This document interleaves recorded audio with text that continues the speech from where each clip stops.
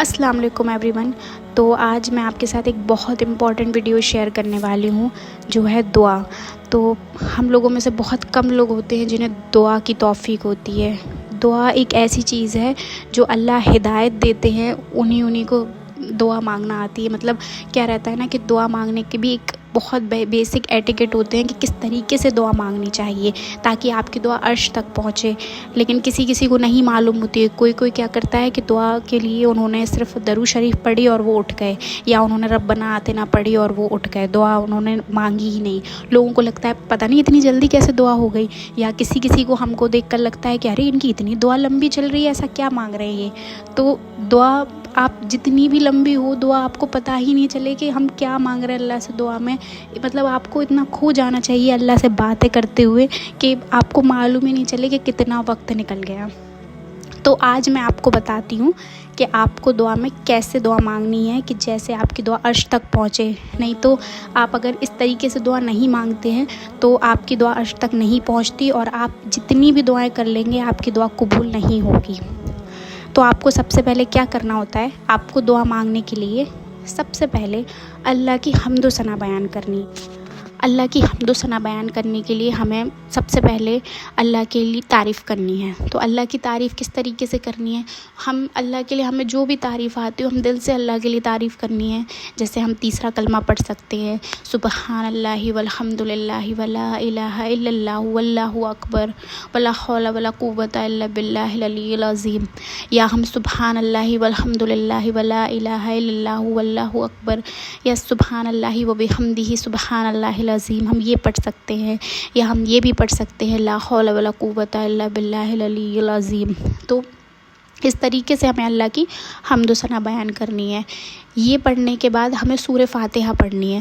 اب سورہ فاتحہ میں کیا ہے, ہم آدھے میں اللہ کی تعریف بیان کر رہے ہیں کہ ہم بتا رہے ہیں کہ اللہ آپ ہی ہمارے رب ہیں, آپ کے سوا کوئی معبود نہیں ہے ہمارا. اور آدھی سورہ فاتحہ میں ہم اللہ سے دعا کر رہے ہوتے ہیں, اللہ سے ہم صراط مستقیم مانگ رہے رہتے کہ ہمیں اللہ سیدھی راستے پر چلا دے. سورہ فاتحہ آپ کو مست پڑھنی ہے اپنے ہر دعا میں. اس کے بعد آپ کو درود شریف پڑھنی ہے. سب سے پہلے ہمیں اپنے اللہ کی حمد و ثنا بیان کرنی ہے, اور پھر اس کے بعد ہمیں اپنے نبی پیارے نبی محمد صلی اللہ علیہ وسلم کے اوپر درود بھیجنا ہے. یہ کام کرنے کے بعد آپ کو یونس علیہ السلام کی جو دعا ہے لا الہ الا انت سبحانک انی کنت من الظالمین, آپ کو یہ پڑھنی ہے. کیونکہ ایک حدیث ہے جس میں نبی صلی اللہ علیہ وسلم فرماتے ہیں کہ جو بھی بندہ یہ دعا پڑھتا ہے اس کے بعد وہ جو بھی مانگے گا اللہ اس کی دعا ضرور قبول کریں گے. تو آپ کو پہلے یہ پڑھنا ہے, اس کے بعد آپ کو دعا مانگنی ہے اپنی. اب کسی کا کیا سوال رہتا ہے کہ ان کو پتہ ہی نہیں رہتا دعا میں مانگنا کیا ہے. دعا میں ہم اتنی چیزیں مانگ سکتے ہیں کہ دعا ختم ہی نہیں ہو کسی کی. اب جیسے آپ دعا میں سب سے پہلے تو آپ کو اپنے گناہوں کی معافی مانگنی چاہیے, ہم نے چاہے گناہ کیا ہو یا نہیں کیا ہو. کیونکہ پتہ نہیں اللہ کو کون سی چیز ہم نے کر دی اور ہمیں معلوم ہی نہیں ہو کہ ہم غلط کام کر گئے اور اس دنیا سے چلے گئے, اور پتہ نہیں ہم سے کیا گناہ ہو جائے. تو ہمیں ہر وقت اپنی توبہ کرنی ہے, اللہ سے دعا مانگتے رہنا ہے کہ ہمارے گناہوں کی معافی ہو جائے. اور اس کے علاوہ گناہوں کی معافی مانگنے کے علاوہ پھر ہمیں اتنی دعائیں ہیں جو ہمیں کرنی چاہیے. ہمیں جو ہمارے جتنے بھی مسلمان بھائی بہن فلسطین میں تو مشکل میں ہیں لوگ, اور بھی جگہ پہ جو لوگ مشکلات میں ہیں, ہمیں ان کے لیے دعا مانگنی چاہیے. ان کی بیماریوں میں شفا ہو جائے, ان کے لیے دعا مانگنی چاہیے کہ اللہ ان کی مشکلوں کو ختم کر دے.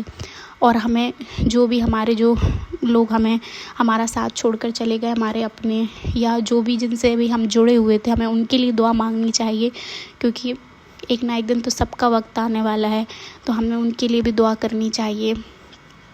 اور ہمیں اپنے ماں باپ کے لیے, اپنے بھائی بہنوں کے لیے دعا مانگنی چاہیے. ہمیں اپنے گھر میں رحمت و برکت ہمارے گھر میں نازل ہو, ہمیں اس کے لیے دعا مانگنی چاہیے. ہمارے گھر میں اتنے ہمارے بزرگ ہوتے ہیں, ہمیں ان کے لیے دعا, ان کی صحت مندی کے لیے دعا مانگنی چاہیے. ہمیں لگتا ہے کہ ہمارے گھر میں کوئی دین کی راہ پہ نہیں, اور اگر ہے بھی تو صحیح سے نہیں ہے, تو ہمیں ان کی ہدایت کے لیے بھی ہم دعا مانگ سکتے ہیں. اور ہمیں اپنی ہدایت کے لیے بھی اللہ سے دعا مانگنی چاہیے. اور آپ کو اپنے فیوچر کے لیے بھی دعا مانگنی چاہیے.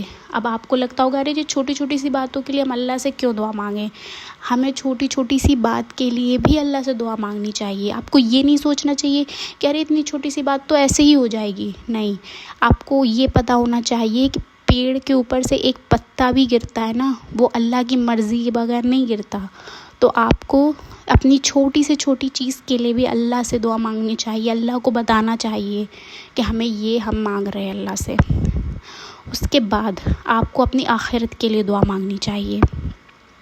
دنیا کے لیے تو مانگنی ہی ہے اور آخرت کے لیے تو امپورٹنٹلی ہی مانگنی ہے, کیونکہ ہماری ڈیسٹینیشن تو وہی ہے, گول تو ہمارا وہی ہے. تو آخرت کے لیے ہمیں دعا مانگنی چاہیے.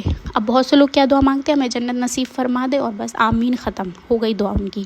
ایسے نہیں کرنی ہے. آپ کو آخرت کے لیے اپنے لیے دعا مانگنی ہے کہ اللہ ہمیں جنت الفردوس کے لوگوں میں شامل کر دے.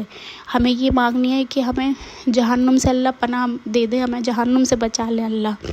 ہمیں ایمان پر موت ملے. ہمیں اللہ سے یہ مانگنا چاہیے. پتہ نہیں کب کس کی موت آ جائے, کب کس کا وقت آ جائے, نہیں جانتے ہم. اور اس کے بعد تو سب سے پہلا قدم ہمیں اپنے قبر میں رکھنا ہے. ہمیں عذاب قبر سے پناہ مانگنی چاہیے کہ اللہ ہمیں عذاب قبر سے بچا لے. ہمیں یہ دعا مانگنی چاہیے اللہ سے. لوگوں کو لگتا ہے کہ بس ہو گیا اتنی سی دعا تو آپ کتنی بھی مانگ لیں آپ ختم نہیں ہو سکتی دعا. آپ کو مانگنا چاہیے کہ اللہ ہمیں حج نصیب فرما دیں, ہم بھی حج پر جائیں. پتہ نہیں کتنے لوگ ہیں جو بغیر حج کیے اس دنیا سے چلے جاتے. تو ہمیں یہ بھی مانگنا چاہیے کہ اللہ ہمیں حج نصیب فرما دیں. اور آپ کو اللہ کا شکر ادا کرنا چاہیے اپنی ہر چھوٹی سے چھوٹی چیز پر. پتہ نہیں جو چیز آپ کے پاس ہے وہ کسی کے پاس ہے ہی نہیں. ہمیں اللہ اتنی نعمتوں سے نوازتا ہے اور ہم لوگ ان کا شکر بھی ادا نہیں کرتے. قرآن میں زیادہ تر چیز میں, اگر آپ قرآن آپ نے ٹرانسلیشن سے پڑھا ہوگا یا سنا ہوگا, تو اس میں ضرور یہ مینشن کیا گیا ہے کہ اے آدم کی اولاد, تم شکر ادا نہیں کرتے. شکر بہت کم لوگ ادا کرتے ہیں. تو ہمیں اللہ کا اپنی ہر چیز کے لیے شکر ادا کرنا چاہیے, کیونکہ آپ اللہ کا شکر ادا کریں گے تو اللہ آپ کو اور نوازیں گے, آپ کو اور نعمتیں دیں گے. تو آپ کو سمجھ میں آیا ہوگا کہ آپ کو اس طریقے سے دعا مانگنی ہے. اور پھر دعا آپ کی جیسے ہی کمپلیٹ ہو, اس کے بعد آپ کو درود شریف پڑھنی ہے. آپ کو اپنے نبی پر درود بھیجنا ہے. اس کے بعد آپ کی دعا کمپلیٹ ہو جائے گی. تو اگر آپ اس طریقے سے دعا مانگیں گے تو انشاءاللہ آپ کی دعا ضرور قبول ہوگی. اور یہ دعا مطلب اس طریقے سے دعا مانگیں گے تو دیکھنا اللہ آپ کی دعا بالکل رد نہیں کریں گے. تو ہوپ آپ کو یہ ویڈیو اچھا لگا ہو. تو اگر اچھا لگا ہو یہ ویڈیو تو پلیز اس چینل کو سبسکرائب کر دیں. ویڈیو کو زیادہ سے زیادہ شیئر کریں کہ جس کو نہیں معلوم ہو تو ان کو پتہ چل جائے, اور جس کو پتہ ہے کہ دعا کیسی مانگنی ہے تو شاید ان کی دعا میں کچھ اور ایڈ ہو جائے. اور پلیز ویڈیو کو لائک کریں, کامنٹ کرنا نہ بھولیں. اینڈ ملتی ہوں آپ سے نیکسٹ ویڈیو میں. جزاک اللہ خیر.